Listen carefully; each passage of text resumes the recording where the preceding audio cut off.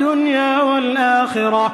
ويسألونك عن اليتامى قل إصلاح لهم خير وإن تخالطوهم فإخوانكم والله يعلم المفسد من المصلح ولو شاء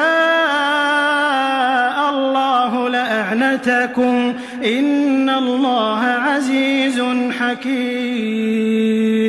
ولا تنكحوا المشركات حتى يؤمنوا ولأمة مؤمنة خير من مشركة ولو أعجبتكم ولا تنكحوا المشركين حتى يؤمنوا ولعبد مؤمن خير من مشرك ولو أعجبكم أولئك يدعون إلى النار والله يدعو إلى الجنة والمغفرة بإذنه ويبين آياته للناس لعلهم يتذكرون.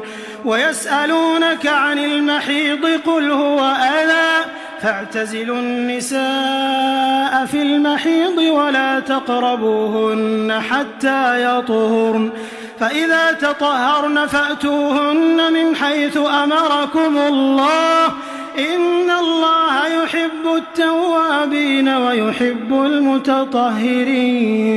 نساؤكم حرث لكم فأتوا حرثكم أنى شئتم وقدموا لأنفسكم واتقوا الله واعلموا أنكم ملاقوه وبشر المؤمنين. ولا تجعلوا الله عرضة لأيمانكم أن تبروا وتتقوا وتصلحوا بين الناس والله سميع عليم.